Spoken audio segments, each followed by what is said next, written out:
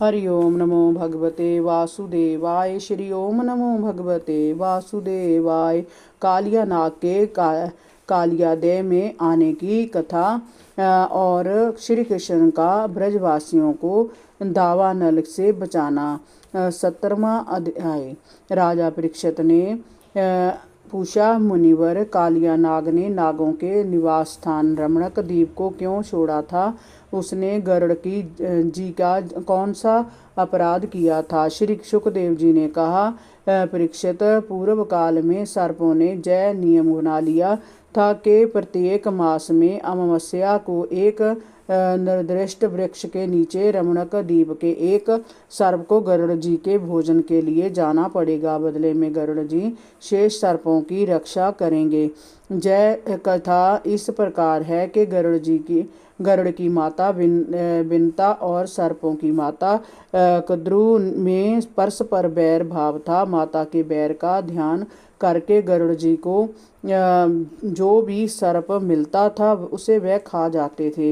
इससे व्याकुल होकर सभी सर्प ब्रह्मा जी के सेवा में गए। तब ब्रह्मा जी ने ही जय नियम बना दिया था कि प्रत्येक अमावस्या को प्रत्येक सर्प परिवार बारी बारी से गरुड़ जी को एक सर्प की बलि दिया करेंगे। बदले में वह बाकी सर्पों की रक्षा करेंगे। सर्पों ने उसी नियम का पालन करना प्रारंभ कर दिया।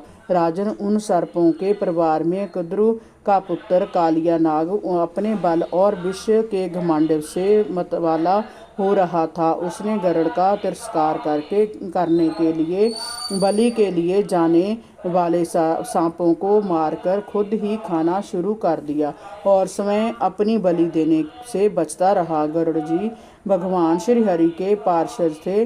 उन्हें जब इस बात का पता चला तो उन्हें बड़ा क्रोध आया।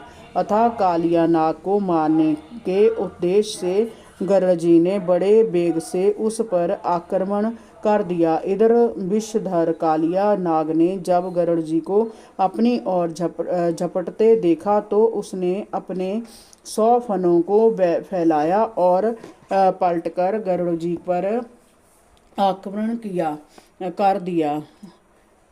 उसने अपने दांतों से गरुड़ जी को डस लिया। उस समय वह अपनी भयानक जीभ को लपा रहा था। उसकी सांसें तेजी से चल रही थी और वह अपनी भयानक आंखों से गरुड़ जी की ओर देख रहा था। परीक्षित, ताक्षर्य जी के पुत्र गरुड़ जी की शक्ति और वेग अत्यंत विकट है। वह भगवान श्री हरि के वाहन है। कालिया नाग की दृष्टता देखकर उनका क्रोध फट पड़ा। उन्होंने उसे झटक दिया और अपने पंजों से उस नाग पर भयानक झपटा मारा। हरि ओम नमो भगवते वासुदेवाय। श्री ओम नमो भगवते वासुदेवाय।